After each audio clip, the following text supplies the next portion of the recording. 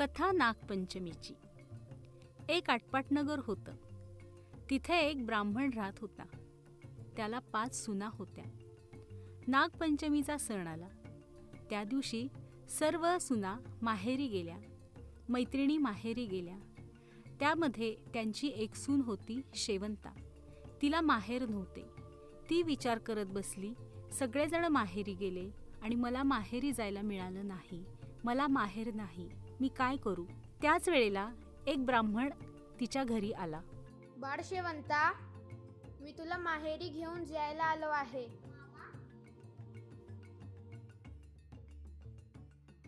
बाळ शेवंता, कोण आहे? अगं मग इतके दिवस होते कुठे? बरं ठीक आहे, जा तू माहेरी।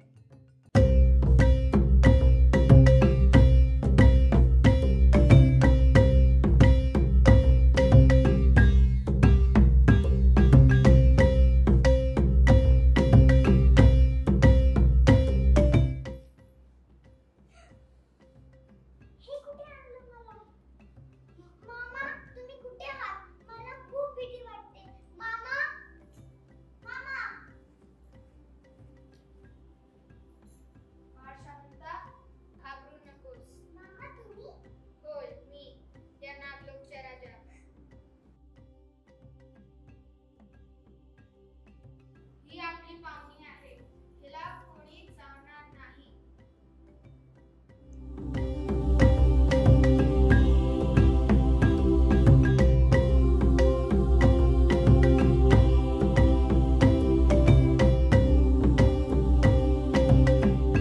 तो दिवा पिल्लांच्या शेपटीवर पडला आणि त्यातच पिल्लांची शेपटी तुटली। कालांतराने ह्या नागिणीची पिले मोठी झाली। मोठी झाल्यानंतर त्यांनी आईला प्रश्न केला की अगं आई, आमची शेपटी अशी अर्धवट तुटलेली का आहे बरं? त्यावेळेला नागिण म्हणाली की बाळ, त्यावेळेला असं झालं की एक कोणीतरी स्त्री आपल्याकडे आली होती आणि तिने घाबरून तिच्या हातातला दिवा खाली जमिनीवर पाडला व तुमची शेपटी जळाली। त्याच वेळेला ह्या पिलांना खूप राग आला। ते म्हणाले, आम्ही तिचा शोध घेऊ व तिला दंश करू। हा विचार करून ती पिल्ले बाहेर पडली। त्या पिल्लांनी घराच्या खिडकीतून पाहू लागले की आतमध्ये जाण्याचा मार्ग कुठला आहे। त्याच वेळेला त्यांना दिसले शेवंता एका पाटावर तिने नागाचे रांगोळीने चित्र काढले आहे। ती त्यांना नैवेद्य दाखवत आहे, पूजा करत आहे, मनोभावे त्यांची सेवा करत आहे। हे दृश्य बघताच त्या नागांचा जो राग आहे तो निवळून गेला व ते नाग म्हणाले, आपण हिला दंश करायला नको, कारण ही आपली एवढी मनोभावे सेवा करत आहे, तर आपण तिला मारायला नको। आणि त्याच वेळेला त्या नागदेवतांनी त्या नागाच्या पिलांनी एक हार तिच्या पाशी ठेवला आणि ते चालते झाले।